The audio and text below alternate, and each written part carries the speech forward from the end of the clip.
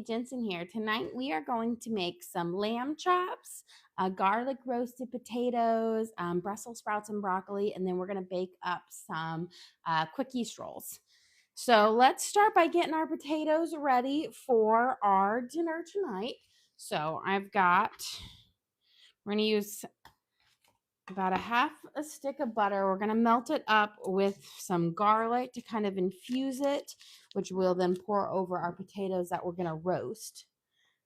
But this helps the garlic flavor come out into the butter and really make the potatoes really delicious. You could use fresh garlic if you wanted to, but like I always say, chopping garlic is no fun.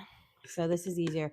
We want a really good amount of garlic because we want that flavor to come out. So this is about a heaping tablespoon of garlic. And we're going to toast that up with our butter and just let those nice flavors come out. And while that butter and the garlic is going here, we are going to chop up. We're going to start with 3. We might use a 4th russet potato. Just depends on how big these spread out on my baking tray. And I'm going to cube these into pieces, probably the size of a die, so that they're not too big, but they'll roast up and get kind of soft and lovely in the oven, but also big enough to where they'll kind of hold their texture and won't get too crispy. And we're going to keep the skins on them, but if you don't like the skins, you can always peel them off as well. Okay. Let's give our little swirl here. Letting the butter and the garlic come down. And now I'm going to turn it down to really low to let it just simmer, because garlic is really quick to burn, so you don't want to ever leave it on high heat for too long. Okay. And look at these. I'm pretty much cutting my potato into 4ths, and then I'm going to cut them each in half and then go down and make 5 or so slices across. And the trick is you just need to make the potatoes all be roughly the same size so that they cook up at the same time. Because if you have some that are so much bigger than the others, then they won't either get cooked through all the way, or if they get cooked through, the other ones are overdone. Okay, and we'll go down. I think we're just going to use 3 because these seems like enough to feed everybody tonight. We are feeding 9 tonight, but we'll have rolls and Brussels sprouts and bacon as well. Okay, let's give this guy. And just I'm going through and I'm just double checking, making sure I don't have any super huge ones, because you don't want those. They'll be firm, and nothing like a good firm potato. We're going to put these on our baking sheet here. And you'll want to use a big baking sheet so that it has plenty of room, because you don't want them touching each other when we roast them up. And I'm going to spread it out again, double check for any that is big. And then let's look at our butter here. We've got the garlic infusing nicely in the butter. Now we're going to add some seasoning to it. This is just a seasoning blend. It's Costco's mix. I'm pretty sure it's like Mrs. Dash's, just their knockoff version of it. And we're going to put in about a tablespoon of this in here. This has no salt in it, so it's just spices. So that garlic and then these spices in here, which I'm pretty sure are like onion, garlic, carrot, little bits, peppers, marjoram, all that jazz. But it will bring out the flavors when we infuse it in the butter, which will coat and stick onto the potatoes, which will give for a delicious flavor as they roast up. Okay. That is all melted. So here we have our very like herby, buttery paste, and we're gonna coat our potatoes with these. So I'm gonna first push them all into a pile, and we're gonna spoon it over, and then I'm gonna get in there with my hands to make sure they all get really coated with this delicious herb mix, and then we will sprinkle some garlic salt over it as well, since none of this has any salt in it yet. So it's gonna be hit with lots of garlic. So we've got our garlic salt, a little bit of garlic salt, and a little bit of onion powder. And now we're going to get in here with our hands and really make sure all of these potatoes are coated with this delicious herby mixture, because that's where all the flavors are going to come through. And then they'll, as they roast up on the oven, they'll just enhance the flavors as well. There we go. And then we're going to spread it all out. I'm going to give my hands a quick rinse, and then we're going to pop this in the oven. And I have my oven preheated to 400 degrees. Okay, let's get these guys in our oven.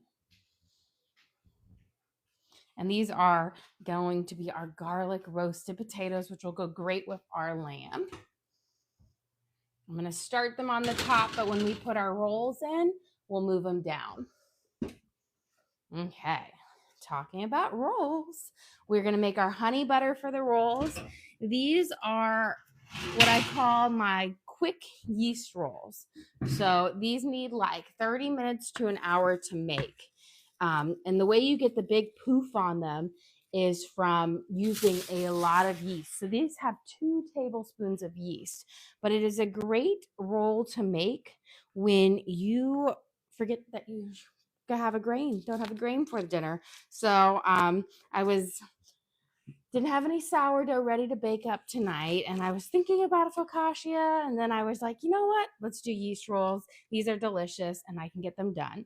So we are going to put our butter in here. We're going to have a half a stick of butter. We're going to put with honey. We're going to let it melt together. We're going to brush it over the tops, and then we're going to also brush it when it comes out of the oven as well. And you don't even need too much honey. A little bit of honey goes a long way. So just about a tablespoon will give you enough of that honey flavor on our rolls without going kind of overkill. So let me get my little basting. And once this melts up, we will brush our yummy yeast rolls with that. But while we are waiting, let's prep some of our herbs for our lamb chops here. So I was out in my garden and I picked a bunch of fresh sage. It's like my only herb that came back. So we're going to mince it up nicely because I love sage with lamb. I think it's just delicious. The sage pairs really well with a gamier type of meat. So we're going to have it with our lamb today. When I was out there picking them, Teddy was with me and he was picking out, and he's like, what are you doing? And I'm like, oh, I'm picking some spices. And then he reached over and he grabbed a leaf off of a tree and he goes, is this a spice? And I was like, not quite, but it was really cute. I was like, not all plants are spices. But it was really just so funny. And he was so earnest about it when he asked to. I was like, note to self, I won't have him helping me right away. Okay. Let's see, give this a good stir. And there we go. I'll rest my thing right there. You just got to keep an eye on it. You don't want to boil your honey too much because it will foam up really fast. So I got to keep an eye on it. Now with the sage, you want to mince it as finely as you can so that all this delicious flavor can go out over our little lamb chops here. There we go. And so I'm just going again over and over and over until it is all kind of minced up so nicely. There we go. There's a couple big pieces that were stuck on there. And it looks like my butter, you see when I say it will foam up really quickly, this is what I mean. It just bubbles really, really fast. So you got to keep an eye on it because in no time it will bubble right over your pan. There we go. So we're going to take this yummy honey butter. We're going to brush it over the top of our yeast rolls. This is just going to give it a nice, delicious flavor, which will pair lovely with our lamb, our garlic roasted potato, and our bacon and Brussels sprouts. There we go.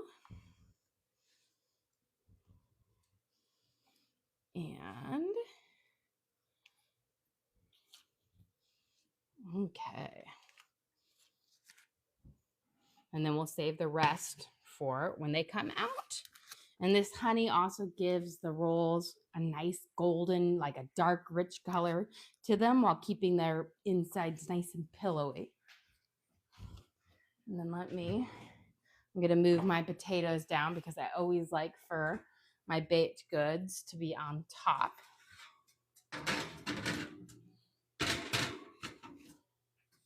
There we go.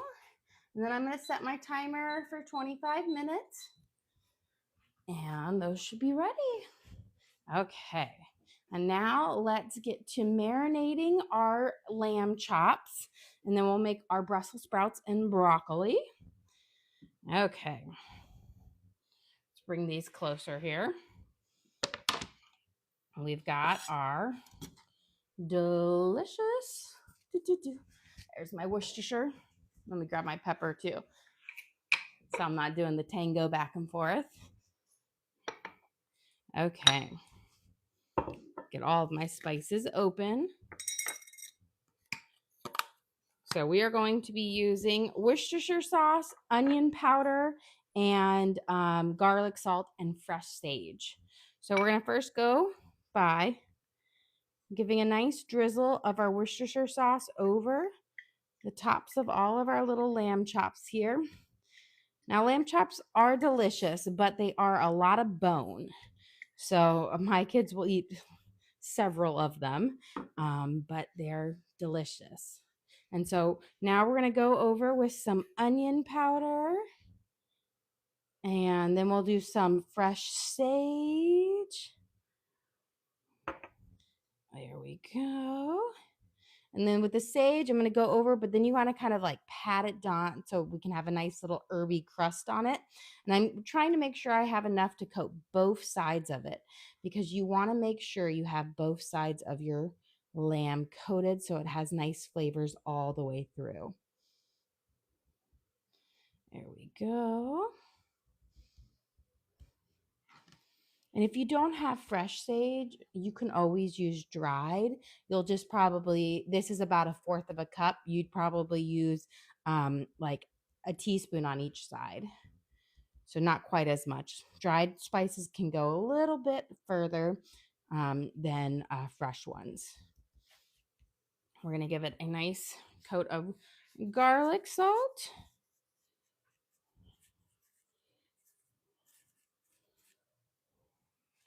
And then black pepper. And then I always like to, when I'm seasoning up meat, I have one hand that touches the meat and one hand that remains clean. And that way you're not running back into the sink back and forth. So just always try to be cognizant about that. It makes it a lot easier. And then we're going to flip these guys all over. And we'll season them up again the exact same way on the other side. And with lamb chops, I would say a typical serving is probably about 3 to 4 lamb chops given the size because each one has a big kind of T-bone in it. So you get like 3 or 4 good bites off of each one. Like my 9-year-old Evie, she'll eat 3 of these, no problem. Teddy and Jack eat like 1, but they're 1 and 3. My 13-year-old boy, he would eat as many as he could if we we didn't stop him. He's a growing, I will say growing boy. But even my daughter, my 15-year-old daughter, she probably will eat 4 of these. And she is tiny. She's like 5'6", 115 pounds. But she loves these. Okay. We're going to do our sage, our minced up sage. And the nice thing is when we cook these up in our pan, the herbs will kind of stay in the oil and like infuse into the meat, which will just make them so lovely. There we go. Trying to get all of this fresh herb up. And then we're going to use some onion powder. This gives you a nice kind of savory flavor of the onion without having to chop it up and have those minced onions in there that can burn easily. So we're going to give it a nice sprinkle over. Then we're going to do our black pepper.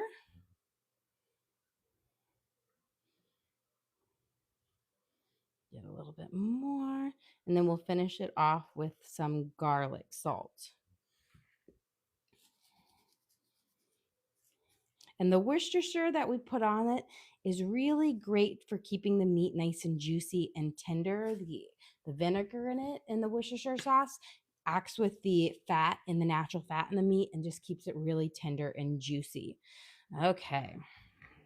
We're going to put these guys over here. We're going to let them marinate. I'm going to give my hands a quick wash, and then we're going to start prepping our Brussels sprouts and bacon. Let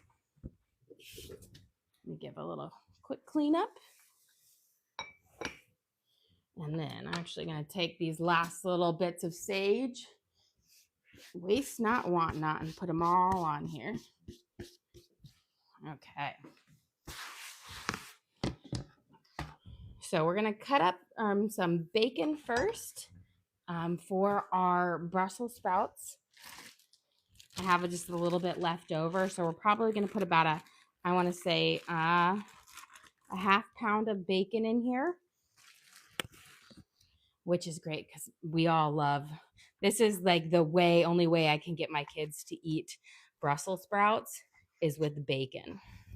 So what we're going to do is we're going to crisp up the bacon first, and then we'll throw in our halved, our kind of actually quartered Brussels sprouts, which will then cook in the bacon grease, which crisps up the leaves nicely, just gives it a great flavor, and they're delicious. There we go. And I'm doing like back and forth because these are pretty thick, like wide pieces of bacon. And I don't want super huge strips of bacon in there. I want more smaller pieces that will crisp up nicely. Okay. Let's flip over our cutting board. Give my knife a quick wash.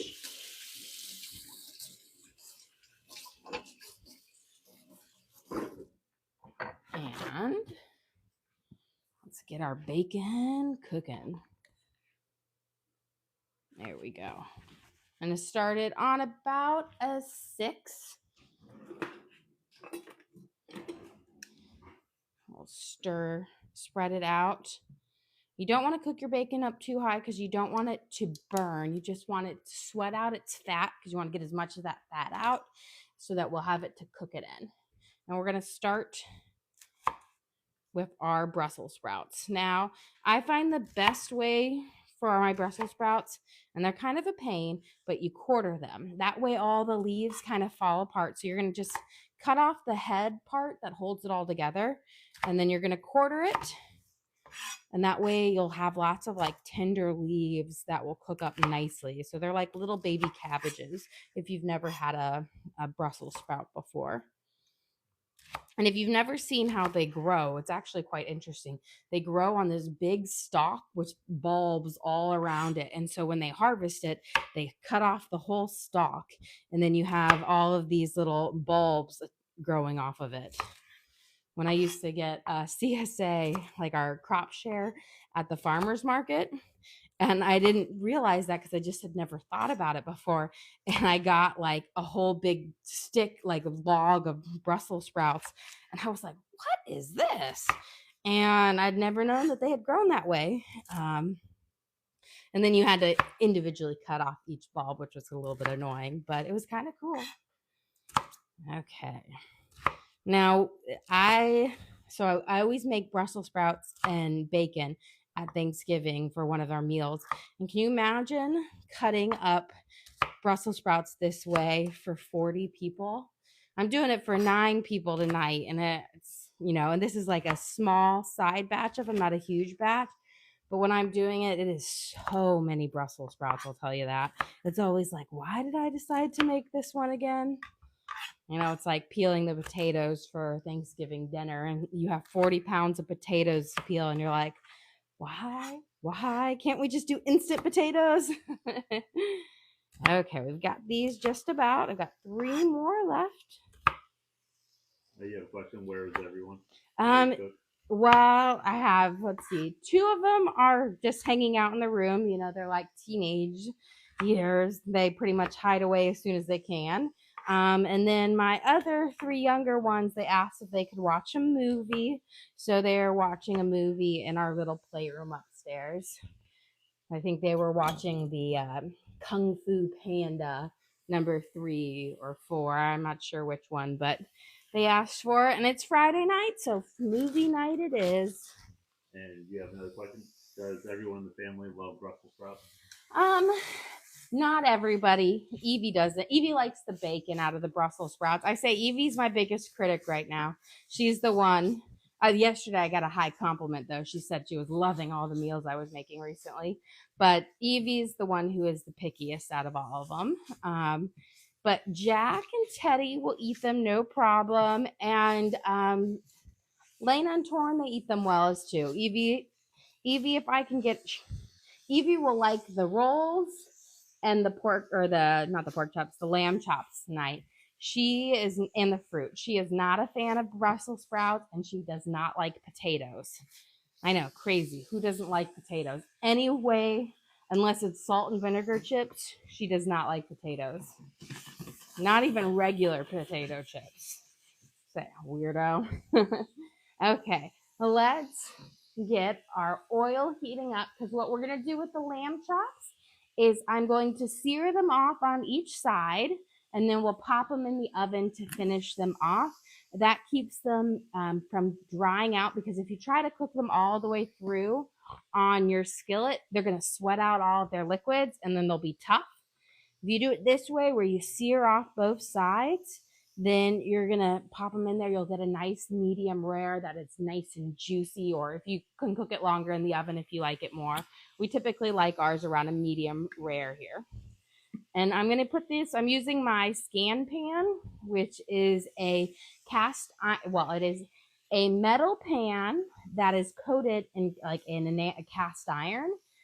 So it works like a skillet. You don't have to season it quite as much. And do all the work you have to keep your cast iron skillets are. So I love it. But I'll sear them off, then we'll pop them right back in the oven. And let me grab a plate that we can, when we're done searing them.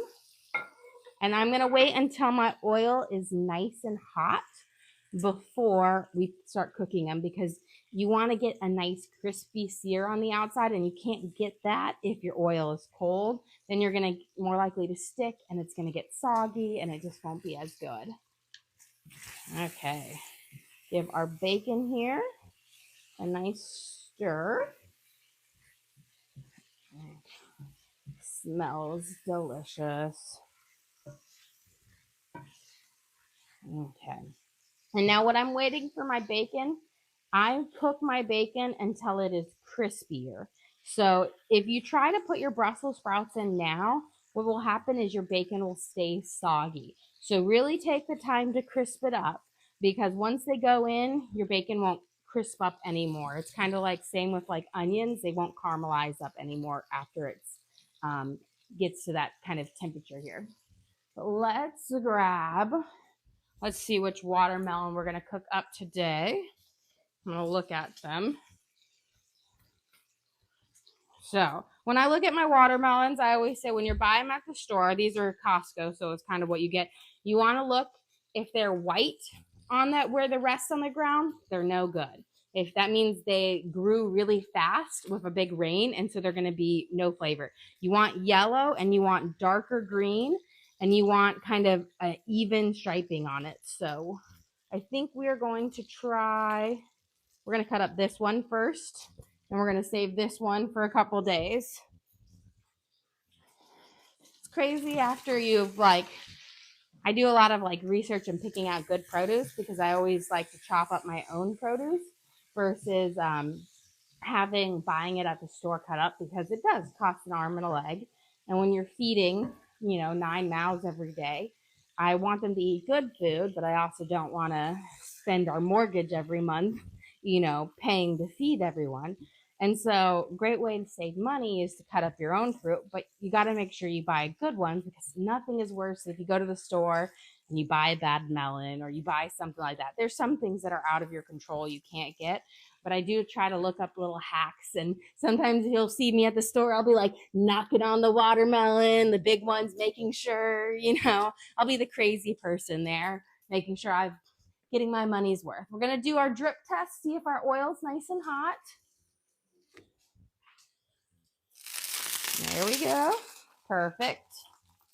So now that I have it hot, I'm going to turn it down to about a 5, so right in the middle. And then we're going to sear these off. You have a question? How do you know what's a good cantaloupe? A good cantaloupe is, you've got to look at the stump of it, so that where the vine is, and you want to pick one that is not all green. So it has a little bit of green, but it's kind of turning like a nicer golden color. You also want to pick one that is firm to touch, but not rock hard. It gives like a little squish. So it's firm. If it's too squishy, bad. It's too old. But you want it to have like a little softness to it. And luckily with cantaloupe, I will say those melons are easier to get a good one. But I always look at that kind of the stump. If it's brown or if it's bright green, don't get it. You want it in the middle of it. That means it was ripened, but it wasn't overripe or hasn't been sitting too long. We've got our first kind of batch of our lamb chops in. We're going to sear them off in our oil here, and then we'll flip off and sear the other side. Let me grab another pair of tongs to use over here. Now that I've got my bacon crispy here, you see we've got it all nice and crispy. And this is when we want to put in our Brussels sprouts.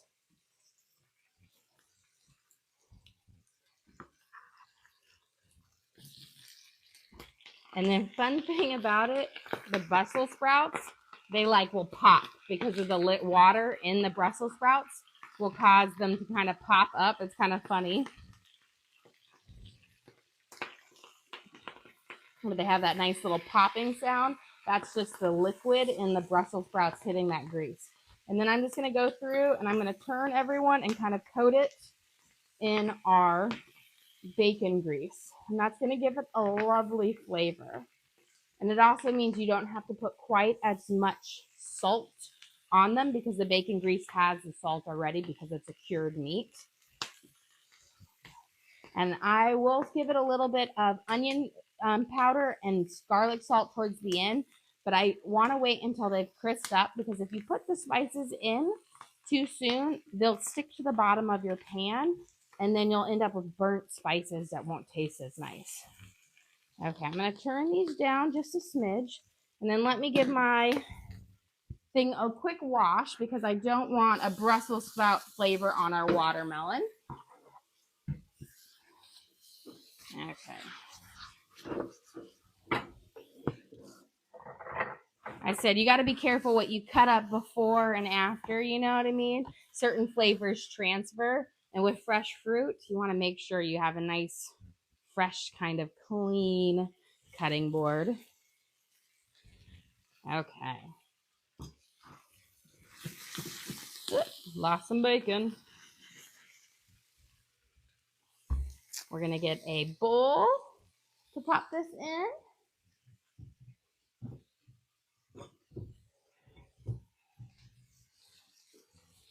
And I will say, for us, mini watermelons are perfect for an evening. Like, we'll eat one whole mini watermelon for dinner.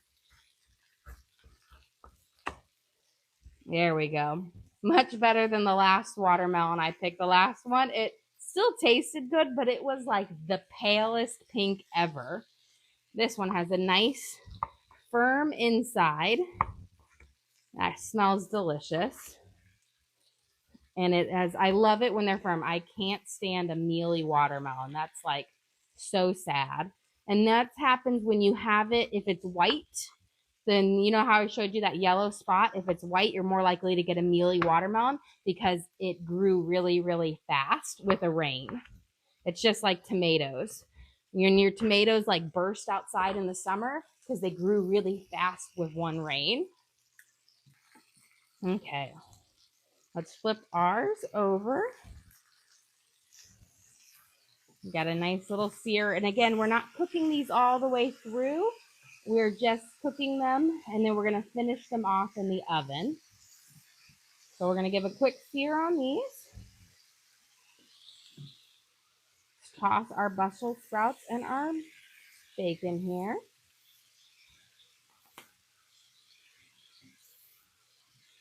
There we go. And now let's finish up chopping up our watermelon.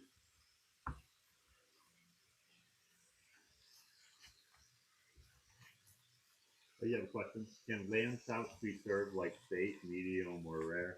Yeah, you can serve them like a medium rare. They're like a red meat. The only one, chicken and pork, you need to cook all the way through. But most red meats you can cook just like a beef. And we're going to have them in the oven. So their internal temperature will go up nice and hot, and to where, you'll have that nice pink in center of it, which is the most flavorful. We love a good medium rare here. So that's how I'm aiming for it. And they cook, I will say, lamb chops cook faster than when I do my steak. So a lot of times, if I'm cooking my steaks on the stove instead of on the grill, I'll do a quick sear off on both sides, and then I put them in the oven. But because these have a bone in them, they're going to cook much faster than if they than a steak that doesn't have a bone in it, because bone conducts heat and will keep them hotter longer. So just they don't take long to cook up. You got a question about your hamburgers. Would you eat them medium as well? I like my medium rare. I like a nice thing. It's so funny. I remember one time I went out to eat and I ordered a hamburger, medium rare, which I love, and it was not medium rare. It was raw when they sent it back, and I just was like politely like, "Oh, I don't think this was enough. Can you just heat it up a little bit more?" And they're like, "Well, that's what you ordered." And I guess to me, to make a point, I literally pulled out the middle of the burger and I made a little patty out of it. And I said, "This is not a medium rare. This is raw. I should not be able to form a patty with it." And so, like, a lot of people who think medium rare means your middle of your burger is rare or the things. No, it's going to be cooked. It's going to be pink and really juicy. So, but it will still be firm to touch. It won't be like, brown hamburger beef that is moldable. There we go. And there we go. So we're going to switch these to our plate here so we can get our next batch in. And then I'm going to put all of them, when I'm done searing off this one, we're going to put all of them in the oven for our, to cook off. So don't worry, these I know aren't cooked all the way through, but we're just searing them off.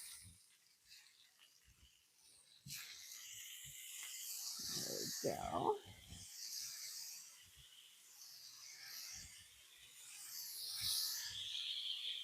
Okay. I will say that eating them takes a bit more work because there is that bone in the middle and they are a little bit harder to like eat around. It's money. Some of my kids, I'm just like, just use your hands, you know?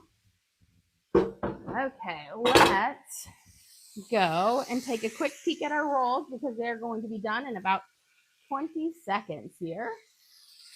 Move that away.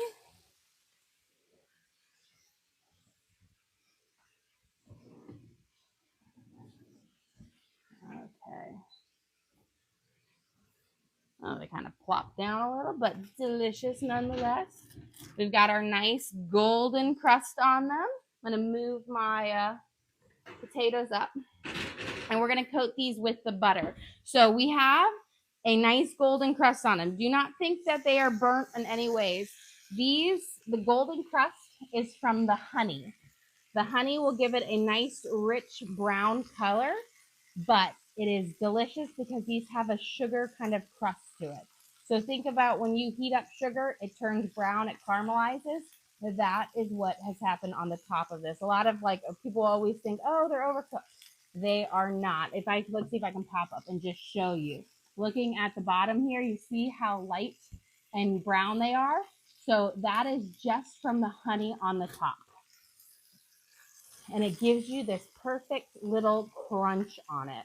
And we're going to go right back over with some more of our honey butter. It's so delicious. But don't think, if you're making these at home, do not think you've burned your rolls. That's why I said going in, these are going to give them a rich brown color. But that is exactly what you want. That means it is caramelized up beautifully. Okay, let's get these last little pieces of watermelon cut here.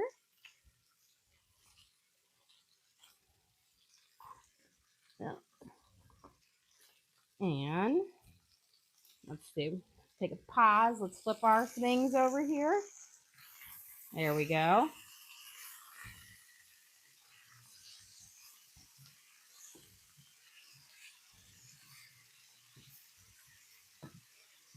And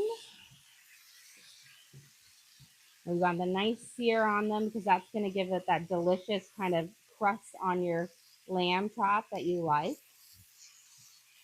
There we go. Yeah, someone just mentioned they moved and they now have an electric stove and they're having to relearn how to cook everything. It is, I will say, an electric stove is different. I struggle from going from an electric to a gas stove. So my parents' house has a gas. And so growing up, I always used the gas. And then all of the houses that I've owned have had electric. And cooks more evenly and quicker on an electric stove than it does on a gas stove. And so I'm always, when I'm cooking something at my parents' house, I'm like, why is this taking so long? Why is this taking so long? And then I'm like, it's fire. Got to remember, it's not as even. The temperature doesn't cook quite as evenly. And I will say there's plus and minuses to both. You know, when we were remodeling our kitchen, I thought about adding in gas because I was like, I love the idea of it. I think the ranges look so beautiful. But I did not like the $10,000 it was going to cost to go into our concrete slab to add it because I really wanted my stove right here versus against like an outer wall, and we don't have gas. And so it was going to be all of this thing. And I said, okay, not a reality. Move on to it. But I love electric cooks just fine. It's easy. It's predictable. I get the same result every time, which is not always the same with a gas stove. Now, if your power goes out, you can still cook food on a gas stove, which happened to us. I still remember, this is so fun. It was the first Christmas my husband had spent with our family, and introducing him to a big family. We were dating at the time, so we weren't even engaged. And the power went out on Christmas, and Luckily, my parents had a gas stove and we were doing fondue or what. It was like Christmas Eve. It wasn't even Christmas. But it was like my mom, when the unexpected happens, she does not take it well. And she was like, had these wind up flashlights that we were all using. So we were winding up flashlights every 5 seconds. And she was like crying in the corner saying, Christmas is ruined. And I'm like, we're having fondue. You have a gas stove. We're good. We're cooking in the dark. It's fun. And, so I said there are benefits to it. Okay, I'm gonna now, we've got these seared off lovely on both sides. I'm gonna put the rest of our little chops in here and we're gonna pop this in the oven. And we're gonna let these cook for about 5 or so minutes. And that at 400, which will allow it to kind of cook through and give you a nice medium rare. If you wanna cook it longer, 10 minutes will give you closer to a medium and whatnot. I'm going to shove these all in there as best I can. I try not to stack them on top of each other because if you stack them on top, the ones that are stacked on top don't cook as evenly as the ones that are touching the pan because the pan is what's going to conduct your heat. There we go. We've got our last one on here. There we go. Let me grab this because this is going to be heavy.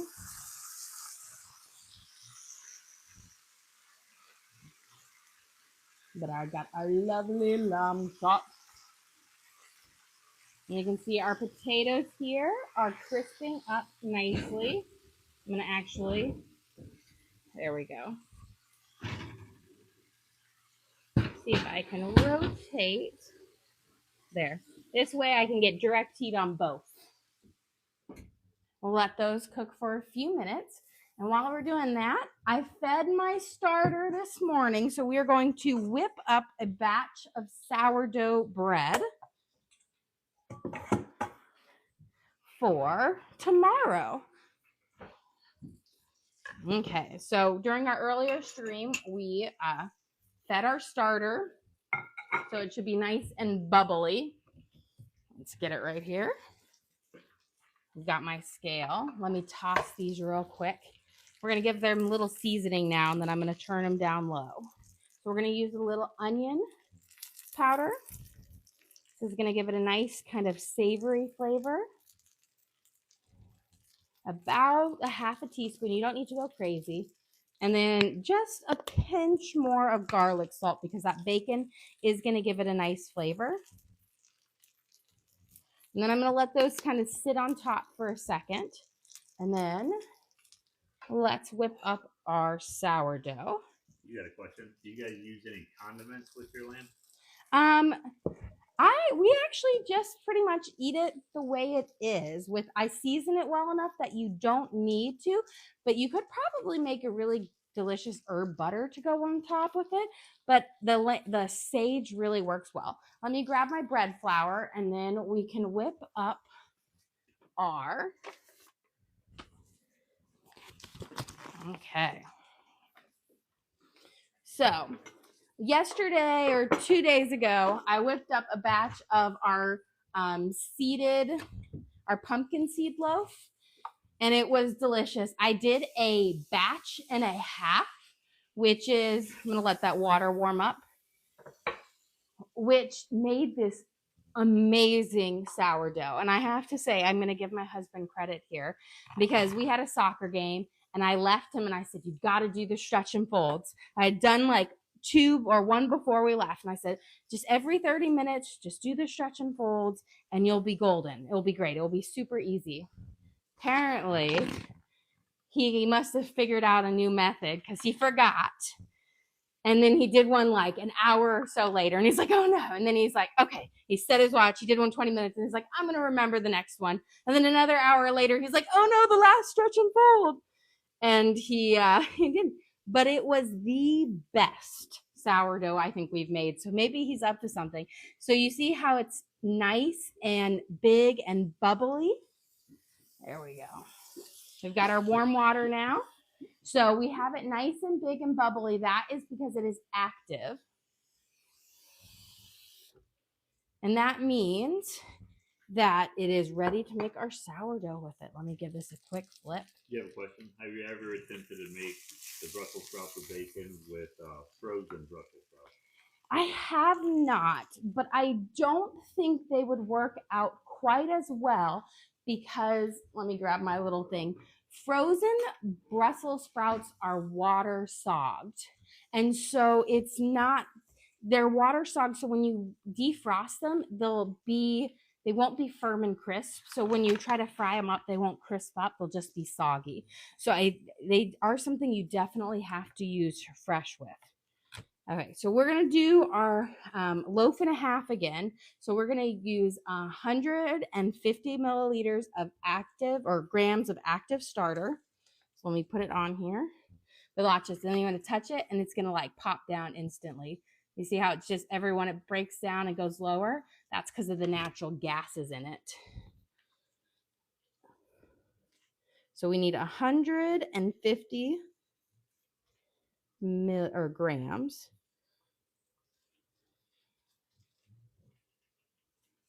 There we go. And then we have to double our water. So our regular one uses 375. And so we're going to do it 1.5, which is going to be 375 plus, I'm going to do my 375 right now. Okay. And then we're going to add 185 to it. And I'm just going to let my scale do the math versus me. There we go. You have a question. How long do your sourdough loaves last typically? I will say, well, they don't really last as far as edible wise, but they last about, I want to say 5 days before they're kind of like, then they're great for croutons. But like the loaf lasts if you're gonna like have it sitting on there, but we typically eat it up really fast. So it does, there's only occasionally where we've like gone out of town and we've had it come back and it was fine. But most of the time it's gone within like 2 days. And we use it like, it's really great. The first 2 days are great fresh, like where you can eat it as bread. Like days 3 and 4 are better for toast. Okay, and we're gonna add 750 grams of bread flour, of unbleached bread flour. You gotta use unbleached.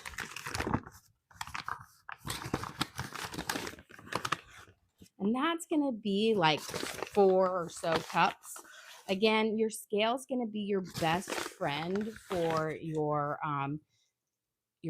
bread journey because it's more accurate, so you're not way off.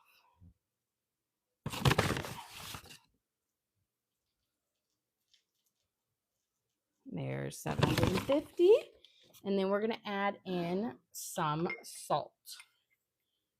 About 15 grams, which is about 3 teaspoons. So that's the same as a tablespoon. And the salt helps kind of with the autolyse process with it, giving it a nice kind of stick and everything to it. So it is important. You can cut it out if you need to be on like a lower sodium diet, but it does make like a big kind of difference in your bread and like the elasticity of it. Okay. We're going to mix this here together. You have a question? Have you tried a rye or wheat? I have done a rye one before, and actually I've done both of them. So I've not done like a rye and a wheat together, but I have done a wheat one. I've done a honey wheat one, and then I did like a 7 grain one with a bunch of like the wheat in it. But wheat sourdough has a bit stronger of a flavor. It ferments a bit more, so it is a lot stronger flavor. You get more of that tartness. I'm just going to put a little bit more water in here. You have a question. Sometimes you use unbleached flour and sometimes you use bread flour. When do you use which? I always use unbleached, whether it's all-purpose or bread. So this is unbleached bread flour. You don't, with sourdough, you don't ever want to use bleached flour because it kills the flour process of fermented. But sometimes if I'm using all-purpose flour, that it's also unbleached, but that's depending on what I'm making. If I'm making like a roll, all-purpose flour is fine, or a baked good like a muffin or a biscuit, all-purpose is what you want to use. But if you are making a like the bread, you want to stick with the bread flour because it has a higher gluten content. There we go. We're going to give this a little kind of our. What's that utensil? This is called a dough whisk. So this is, or Danish whisk. It is great for mixing up our flour into the thing. A regular spoon, it will kind of, all the ingredients that will kind of cup on it. This lets it pass through, and then you can kind of do your stretch and pulls with it. But we are just about ready to serve up dinner here. So let me just give our good stretch and pull on here. Sourdough is sticky in the beginning. Don't worry about that. That's how you want it to be. As the flour hydrates, it gets less sticky. Good way to work with sticky dough is just to wet your hands. But let's go get our lamb chops out of the oven because they have been cooking, so they should be perfect now. Now my pan was filled with a lot of lamb chops, which means they need to cook less than if you have a pan that has more room in between them. We're gonna go half bear, half lamb. Beautiful. There we go. So here are our lamb chops, and then we're gonna come get our potatoes, and we will serve up dinner. And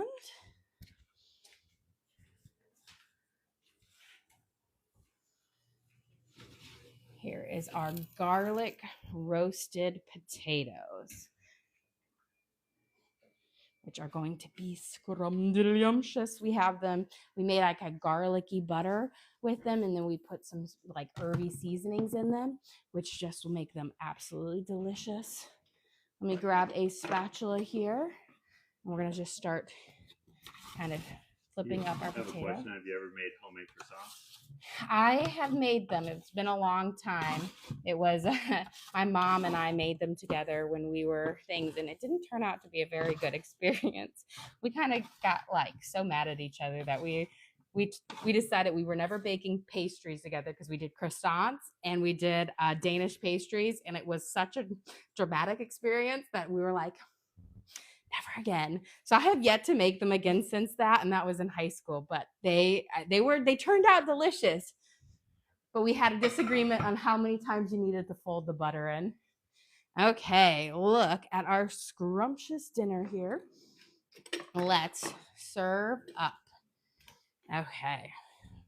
We're going to put our garlic roasted potatoes on here. You can see the parts that were on the pan down.